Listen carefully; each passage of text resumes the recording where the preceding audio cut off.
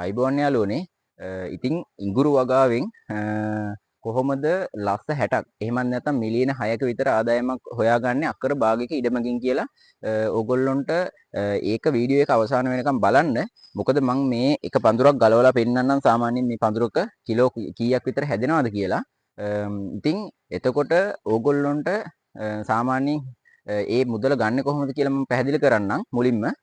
සාමාන්‍ය අක්කර භාගයක කිලෝ 300ක් හදන්න පුළුවන්. එතකොට කිලෝ 300ක් හදනකොට එක කිලෝ එකකින් අපිට වලවල් 20ක් හදා ගන්න පුළුවන්. එතකොට වලවල් 20ක් හදාගත්තොත් අපිට කිලෝ 300ෙන් වලවල් 6000ක් විතර හදා ගන්න පුළුවන්. සාමාන්‍යයෙන් අපි ගත්තොත් වලකින් කිලෝ එකක් ගලවනවා කියලා අපිට කිලෝ 6000ක් ගලව ගත්තොත් කිලෝ එකක් සාමාන්‍යයෙන් ජනවාරි මාසේ වගේ වෙනකොට අපි ඒ කියන්නේ හරිම කාලේ හදලා ජනවාරි මාසේ ගලව ගත්තොත් බීජ වලට අපිට ඒ වෙලාවේ 1200ක මිලක් තියෙනවා. නමුත් අපි හිතමු රුපියල් 1000යි කියලා. 1000කට විකුණ ගත්තොත් කිලෝ 6000 අපිට ලක්ෂ 60ක පමණ ප්‍රමාණයක් ගන්න පුළුවන්. ඒ කියන්නේ මිලියන 6ක පමණ ප්‍රමාණයක් ආදායම ගන්න පුළුවන්. ඉතින් යාළුවනේ ඒ වගේ වගාව සාර්ථකව කරන්නේ කොහොමද කියලා මේ වීඩියෝ එකෙන් මම කියලා දෙන්නම්. ඊට අමතරව ඕගොල්ලොන්ට පේනවා ඇති සාමාන්‍යයෙන් මේ පඳුරක දැන්ට කිලෝ 2කට වැඩි ප්‍රමාණයක් තියෙනවා. ඉතින් අපි අවසානයේ වීඩියෝ එකේ ගලවනවා එක පඳුරක්. ඒකේ අපි බලමු කිලෝ කීයක් තියෙනවද කියලා. ඉතින් වීඩියෝ එක අවසාන වෙනකන් රැඳිලා ඉන්න. අපේ වගාව කරන්න ඕන කොහොමද? එහෙමත් නැත්නම් වගාව කරගෙන යනකොට ඒට ගැටලු මොනවද? ඊටත් අමතරව මේ වගාවක කොහොමද ආදායම කියලා ඕගොල්ලොන්ටම සාමාන්‍යයෙන් ගණනය කරගන්න පුළුවන් වෙයි. ඉතින් වීඩියෝ එක අවසාන වෙනකන් වීඩියෝ එක බලන්න. ඉතින් අපි ඉඟුරු වගාවක් කරනකොට ඒකෙන් සාර්ථක වෙනවා නම් අපි ඒක සාර්ථක වෙන්න මොනවද බලපාන හේතු කියලා දැනගෙන තමයි ඒ වගාවට බහින්න ඕන. ඉතින් මේ වෙලාවේ ගොඩාක් කට්ටිය ඉඟුරු වගාවට ප්‍රවණතාවය වැඩි වෙලා තියෙන හින්දා සාමාන්‍යයෙන් වගා කරන්න හොඳද නරකද කියලා හොයන්නේ නැතුව ඉඟුරු වගා කරනවා. වගා කරලා අන්තිමේ මුදලුත් ඉඟුරුත් සල්ලිත් නැති වෙන වෙලාවල් තියෙනවා. ඉතින් ඒ හින්දා මම මේ වගාව කොහොමද කරගෙන යන්නේ කියලා මුලින් ඉඳලා අගටම කරන බීජ ගන්න තැන ඉඳලා ඒවා අලෙවි කරන තැනට යනකම් වීඩියෝ එකක් අරන් එන්නේ. ඉතින් ඕගොල්ලෝ ඉඟුරු වගාව පටන් ගන්නවා නම් පළවෙනියෙන්ම දැනගත යුතු කාරණාව තමයි මේ ඉඟුරු වගාව කරන්න සුදුසු භූමියක් තෝරගන්න. එතකොට සුදුසු භූමියක් කියන්නේ අපි වැස්සයි අවුවයි කියන අවස්ථා දෙකට ගැළපෙන භූමියක් තෝරගන්න. අපි වැස්ස කාලෙට මේ ඉඩම සාමාන්‍යයෙන් ගම් වතුර තත්ත්වයක් ඇති වෙලා යට වෙනවා නම් එතන අර ගම් වතුරට එන වතුර වල දිලීර රෝග ඒ වගේ රෝග තියෙන හින්දා මේ වගාව අසාර්ථක වෙන්න පුළුවන්. එතකොට අය වැස්ස සාමාන්‍යයෙන් එක දිගට දවස් දෙකක් තුනක් තියෙනකොට සමහර ඉඩම් වල මම දැකලා තියෙනවා මේ පසේ යටේ ඉඳලා වතුර උඩට උල්දිය දානවා. ආන් ඒ වගේ උල්දිය මට්ටමක් තිබ්බොත් ඒ වගාවේ ඇත්තටම ඉඟුරු වගා කරන්න එපා. මොකද ඉඟුරු කියන්නේ එච්චර ජලයට ප්‍රිය ශාකයක් නෙමෙයි. ඒ ජලය වැඩි වෙනවා කියන්නේ පස්සේ ඉතින් ඒ වගාව කුණු වීමට ලක් වෙනවා. එතකොට සාමාන්‍යයෙන් අපි මෙහෙම ගත්තොත් පස් සාමාන්‍යයෙන් මේ වගේ කුඩු වෙලා යන්න ඕන. සමහර දැන් මේක ඊයේ වැස්සා. නමුත් අද මේ වගේ පස් කුඩු වෙලා යනවා. ඉතින් ආන් ඒ වගේ පසක ඉඟුරු වගා කරන්නේ නැත්නම් අර පසේ තෙතමන තත්ත්වයේ ඉක්මනින් බහින්න නැත්නම් මේ වගාව ඉක්මනින් හානියකට ලක් වෙන්න පුළුවන්. එතකොට අවුව කාලට අපි ගත්තොත් සාමාන්‍යයෙන් මේක දැන් අපි මෙතන ඉඟුරු කිලෝ 300ක් හදලා තියෙන අක්කර භාගයක ප්‍රමාණයක.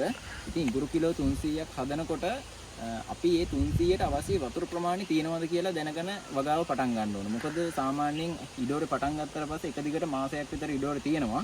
ඒ කාලය ඇතුළත දින 3න් 3ට වතුර දා ගන්න ඕන. ඒ වතුර දා ගන්න බැරි වුණොත් ඇත්තටම මේ වගාව ඒ වෙලාවේ ගහ මුකුත් වෙන්නේ නැහැ. පොඩ්ඩක් මේ කොළ පිච්චි පිච්චි තියෙන්න පුළුවන්. නමුත් අය එකපාර වැස්සාපු ගමන් ඉක්මනට ගස් ටික කුණු වෙලා යනවා. අන්න ඒකට සමහරව හිතන්නේ දිලීර රෝග කියලා. නමුත් අර අවුවට තැම්බිච්ච ගහ තමයි ඉක්මනින් කුණු වෙලා යන්නේ මේ වැස්ස ආවත් එක්කම. ඉතින් ඒ හින්දා තමන් වගා කරන භූමියට ඒ බීජ ප්‍රමාණයට ඇති වතුර තියෙනවද කියලා සැලකිලිමත් වෙන්න. එතකොට අපි දැන් භූමියක් හොයාගත්තා වගේම දෙවෙනි කාරණාව තමයි අපිට වගා කරන්න සුදුසු බීජ තෝරගන්න ඕන. බීජ තෝරගන්න ගියපුවාම මේ වෙලාවේ ඇත්තටම බීජ ගන්න ගොඩාක් තැන් තියෙනවා අපිට දඹුල්ල වගේ දඹුල්ල සම්බුත්තේගම වගේ ආර්ථික මධ්‍යස්ථාන වලින් බීජ ගන්න පුළුවන්. ඒ වගේම කුළුබඩු කඩවලින්වත් අපිට බීජ ගන්න තියෙනවා.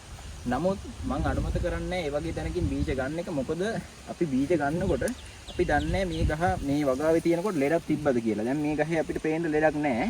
නමුත් සමහර ගස්වල තියෙනවා ගස් කහ වෙලා ඇතුලේ කුණු වෙලා වගේ ලෙඩ රෝග තියෙනවා.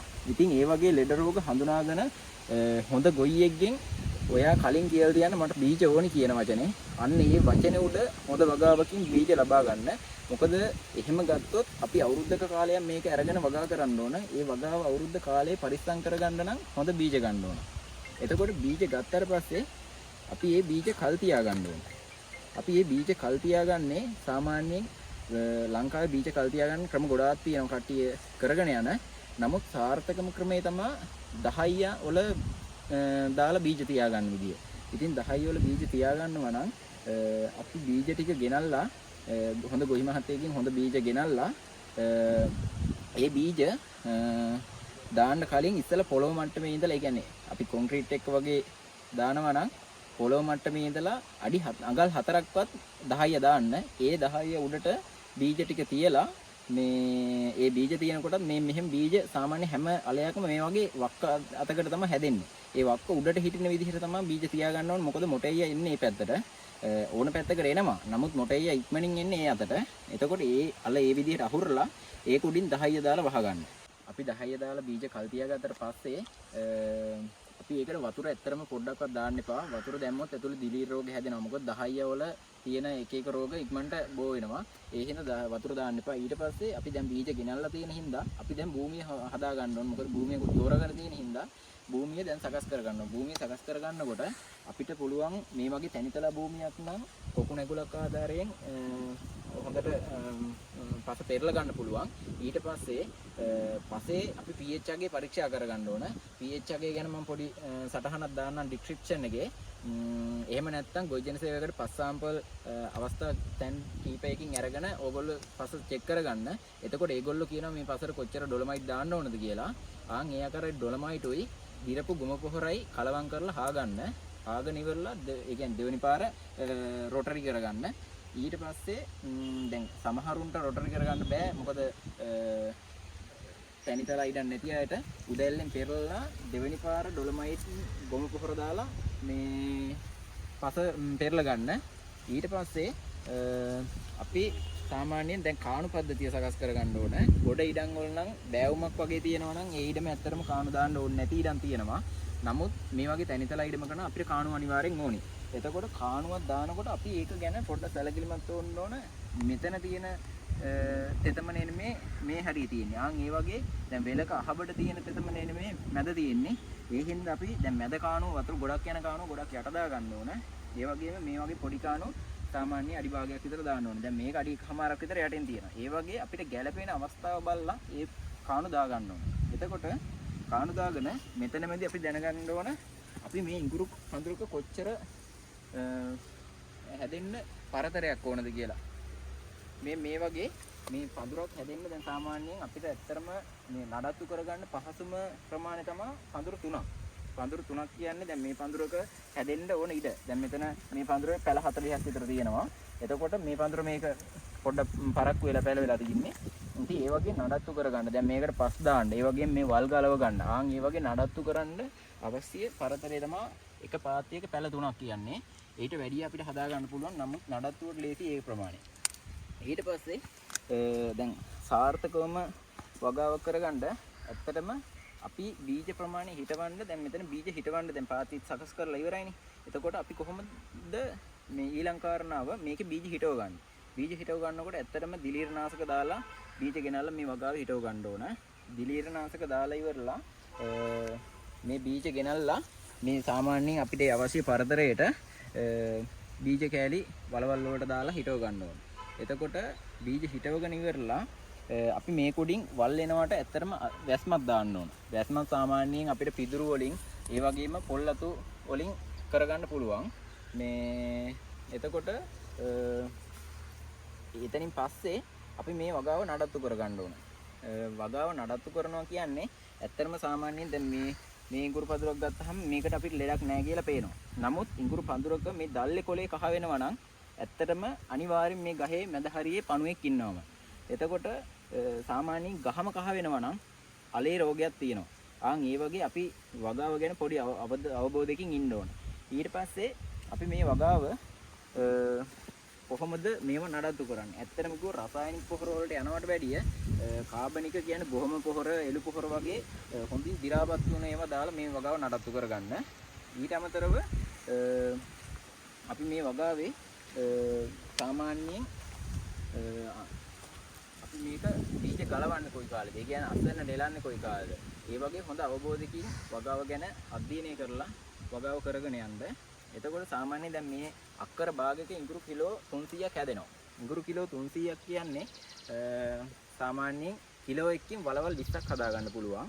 ඉතින් වලවල් 20ක් කියන්නේ සාමාන්‍යයෙන් දැන් මේ පඳුරක් අපි ගලවලා බැලුවොත් කිලෝ එකකට පමණ පඳුරක්.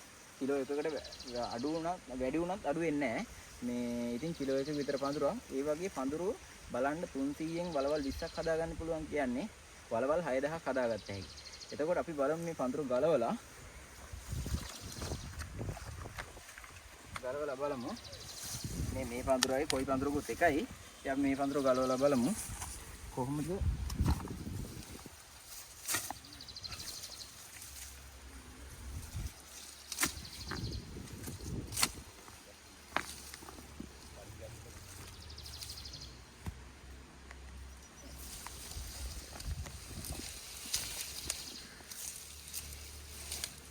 අපිට දැන් මේ එක අල කෑල්ලක් දාපුවහම මේ වගේ අස්සන්නක් එන්නේ. අපි බලමු මේකේ කොහොමද අපි මේක සාමාන්‍ය මේ වගේ කතුරක් ආධාරයෙන් මේවයි මුල් කපා ගන්න ඕන. මුළුයි මේ ගස් කපා ගන්න ඕන.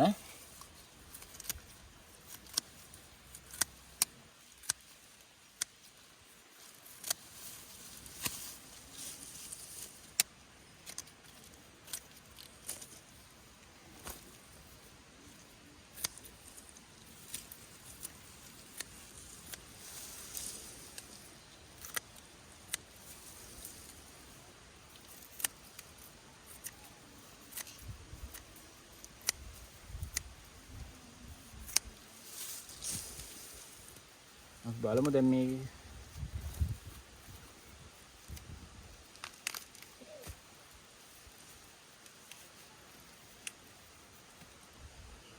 බලන්න මේ අපි දාපු මව් වලේ. ඉතින් මේ වගේ හොඳ අල කෑල්ලක් දා ගන්න ඕන වගාවට. මොකද රෝගයක් තිබුණොත් ඇත්තටම මේ අලේ මේ වගේ හොඳට හැදෙන්නේ නැහැ.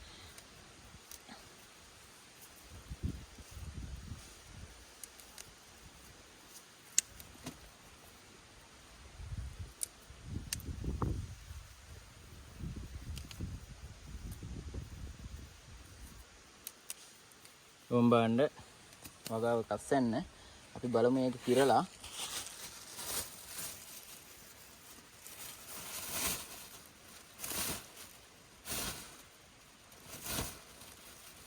පසුත් තියෙනවා. නමුත් අපි සමස්තයක් විදිහට ගන්න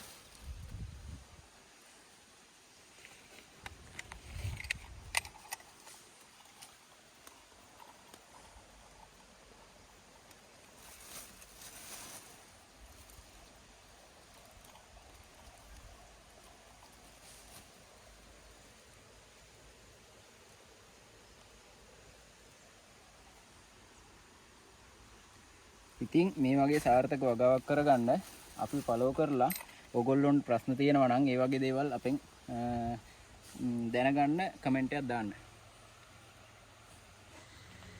ඉතින් යාළුවනේ අපගේ හරිතාගාරය තුලින් ලබා ගන්නා නයිමිරිස් බීජ වලින් පැල කර ගන්නා ලද ස්කොච් බොන ඩාර්ක් ග්‍රීන් ජම්බෝ කියන ප්‍රභේදයේ නයිමිරිස් පැල ඕගොල්ලොන්ට ලබා ගන්න ඕනේ නම් 077 66 44 310 යන WhatsApp අංකයට ඔබට අවශ්‍ය පැල ප්‍රමාණය ඇනවුම් කිරීමෙන් මාසයකට පසුව ඔබට අවශ්‍ය පැල ප්‍රමාණය ලබා ගන්න පුළුවන්.